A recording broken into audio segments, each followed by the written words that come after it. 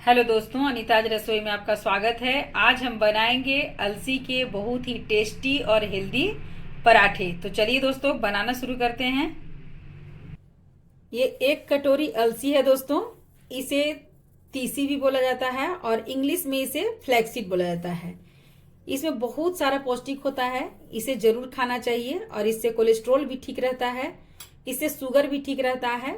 तो चलिए इसका आज हम पराठा बनाकर खाते हैं। और सबसे पहले पराठा बनाने से पहले इसे हम ड्राई रोस्ट कर लेंगे। एक मोटे तले का बर्तन लेंगे, कढ़ाई या कोई भी, और उसमें डाल देंगे फ्लैक्सीड और फ्लेम हम मीडियम टू लो रखेंगे और इसे चलाते हुए भुनेंगे। बहुत जल्दी भुन जाता है, बहुत टाइम नहीं लगता है। इसे चलाते हुए रेगुलर 3 से 4 मिनट में लगभग फ्लैक्सीड भुन जाता है। फ्लैक्सीड तिल के जैसा होता है दोस्तों, तिल से थोड़ा सा बड़ा बड़ा दाना होता है। इसका टेस्ट भी लगभग तिल के जैसा ही होता है। भुन जाने के बाद तिल भी सौंधा सौंधा लगता है और फ्लैक्सीड भी सौंधा सौंधा लगता है और मार्केट में ये बहुत आसानी से कहीं भी मिल जाता है। तो इसे लाकर कुछ कुछ रेसिपी बनाकर पूरे ठंडा खाएं और एकदम स्वस्थ रहें। जैसा कि आप देख रहे हैं दोस्तों, अलसी से चटकने का आवाज आने लगा है। बस अलसी हमारा भुनकर तैयार है। अब गैस हम ऑफ करेंगे और गरम कढ़ाई है मोटे तले का, तो उसी में भुन जाएगा। बस 2-3 सेकेंड और इसमें भुनेंगे और उसके बाद दूसरे बर्तन में निकाल लेंगे। अलसी एक प्लेट में हम निकाल लिए हैं और इसे अब ठंडा होने देंगे। और अलसी बहुत ज्यादा नहीं भुनेंगे, नहीं तो उसका टेस्ट खराब हो जाएगा। अब इसे ठंडा होने देते हैं और चलिए तब तक हम आटा गूंथ लेते हैं। ये 2 कटोरी गेहूं का आटा है, इसमें हम डालेंगे 1 टीस्पून नमक। आटे में नमक को अच्छे से मिक्स कर लेंगे।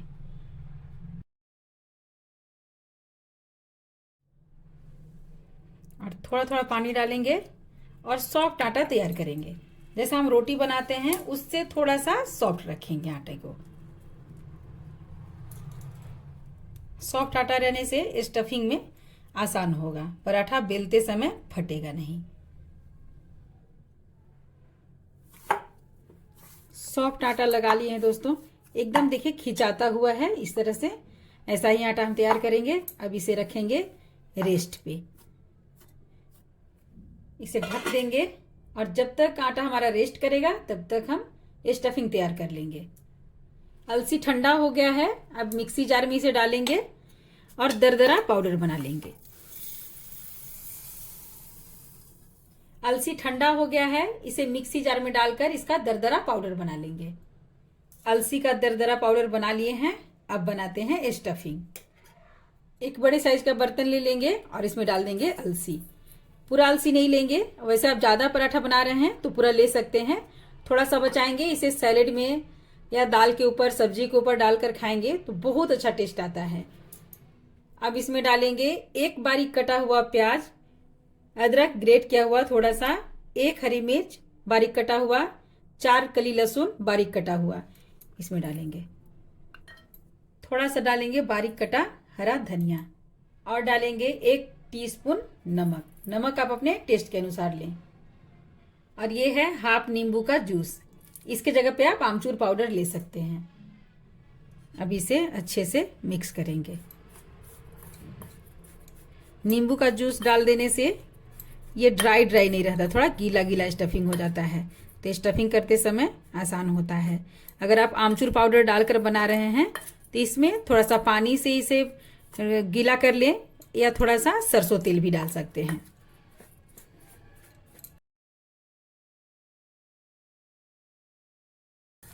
स्टफिंग हमारा बनके तैयार है। अब चलिए पराठा बनाते हैं। आटा देख लेते हैं, आटा भी अच्छे से सेट हो गया है। अब इसका हम लोई बनाएंगे। हाथ में सूखा आटा लगाएंगे और रोटी से थोड़ा सा बड़ा बड़ा साइज का हम लोई बना लेंगे। वैसे साइज अपने पसंद से बड़ा या छोटा आप बना सकते हैं। इस तरीके से लोई कर लेंगे और सूखे आटे में इसे लगाएंगे और इस तरीके से गोल कटोरी जैसा बना लेंगे। दबा दबा कर इस तरीके से करेंगे तो रोटी तैयार, कटोरी तैयार हो जाएगा इस तरीके से। और बीच में यहाँ मोटा रखेंगे थोड़ा सा। स्टफिंग लेंगे और जितना इसमें आ जा रहा है उतना भर लेंगे इस तरीके से, और यहाँ नीचे से दबाएंगे इस तरीके से।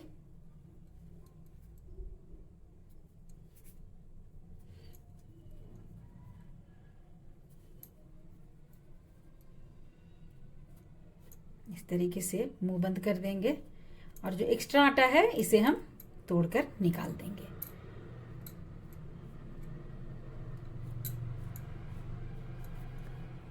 और इसी तरीके से सारे लोई हम भर लेंगे।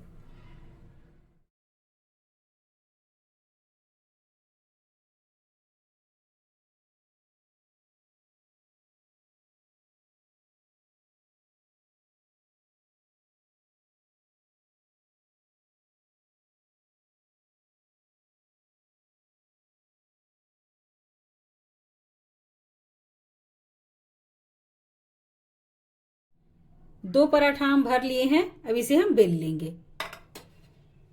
सूखे आटे में इसे लगाएंगे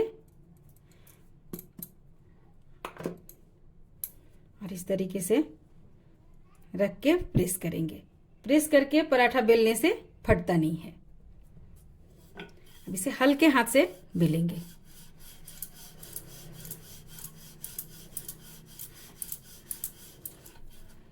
आटा सॉफ्ट लगाएंगे ना दोस्तों तो पराठा कभी भी बेलते समय नहीं फटेगा। ये मैं अक्सर बताती हूँ आप सबको। देखिए बिना फटे पराठा अच्छे से बिल गया है। अब चलिए इसे सेक लेते हैं। गैस पे तवा रख लेंगे और फ्लेम हम मीडियम टू हाई रखेंगे। अब इसमें हम पराठा डालेंगे। तवा हल्का गर्म हो गया है। एक साइड से पराठा सिक गया है। अब इसे हम पलट लेंगे। अब हम इसमें लगाएंगे घी।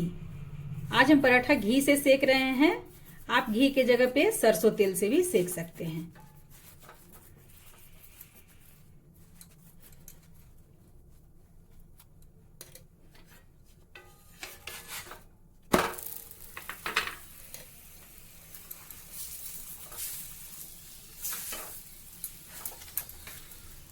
और दोनों साइड से अच्छे से गोल्डन हो जाए इस तरह से हम पराठा सेक लेंगे। और इसी तरीके से हम सारे पराठे सेक कर तैयार कर लेंगे। और अगर मेरा ये पराठा का रेसिपी आपको पसंद आए दोस्तों तो प्लीज इसे लाइक करें, अपने फैमिली अपने फ्रेंड के साथ इसे शेयर भी करें और कमेंट करके जरूर बताइएगा दोस्तों कि आपको मेरा ये रेसिपी कैसा लगा। और आप अगर मेरे चैनल पे नए हैं तो प्लीज मुझे सपोर्ट करें और मेरे यूट्यूब चैनल को सब्सक्राइब करें और बेल आइकन भी जरूर दबाइएगा दोस्तों, जिससे आपको मेरे नए नए और आसान रेसिपी का नोटिफिकेशन मिलता रहे। सारे पराठे बना लिए हैं। इस तरीके से आप भी जरूर बनाइएगा दोस्तों। बहुत टेस्टी पराठा बनता है।